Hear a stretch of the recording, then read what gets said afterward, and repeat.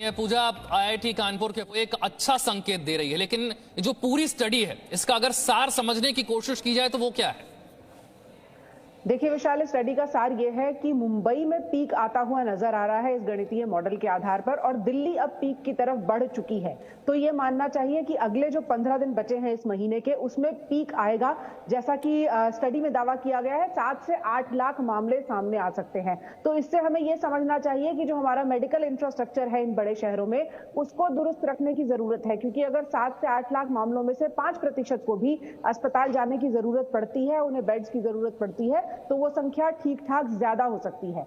दूसरी बात यह है कि अभी से घबराने की जरूरत नहीं है। ओमिक्रॉन के ज्यादातर मामले फ्लू की तरह नजर आ रहे हैं। जैसा कि स्टडी में भी बताया गया कि अभी हल्के लक्षणों के साथ ही पीक अटेन करेगा, और अगले महीने से यानी कि फरवरी का जो महीना होगा उसमें ये धीरे धीरे घटेंगे। इस स्टडी में यह भी बताया गया कि जितनी रफ्तार से मामले बढ़े हैं इस बार विशाल, उतनी ही रफ्तार से मामले नीचे आएंगे। तो हमें उम्मीद करनी चाहिए कि फरवरी का अंत आते आते भारत में कोरोना भी लगभग जा चुका होगा।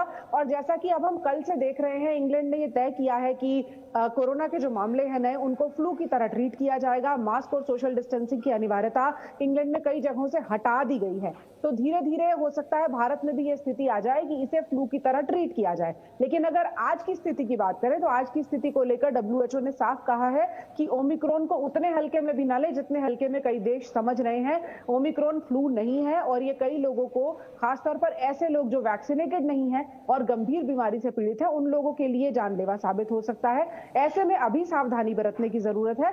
लेकिन उम्मीद करनी चाहिए कि अगले महीने तक ये जो संकट से देश इस वक्त जूझ रहा है, जिसमें तेजी से मामले आ रहे हैं, इसमें भारी कमी देखने को मिलेगी। पूजा, लेकिन यहीं पर जो है वो भारत के लोगों के बीच एक थोड़ी सी कंफ्यूजन पैदा होती है, और वो ये कि जब, जैसा कि जिक्र आपने भी किया कि कई यूरोप के देश हैं जो सब एक आम फ्लू मानकर चल रहे हैं, मास्क की पाबंदी हटा दी है, वैक्सीनेशन की पाबंदियां हटा दी हैं। आईआईटी के प्रोफेसर की स्टडी भी ये कहती है कि कुछ समय बाद एक फ्लू बनकर रह जाएगा। ऐसे में आज की स्थिति में भारत के लोगों को कितनी सावधानी बरतनी चाहिए? देखिए विशाल, जो पश्चिमी देशों में और भारत में फर्क है, वो दो बड़े फर्क वैक्सीनेशन को लेकर हैं। पश्चिमी देशों में पूरी तरह से वैक्सीनेशन कंप्लीट हो चुका है, बूस्टर डोज भी बहुत से लोगों को लग चुकी है।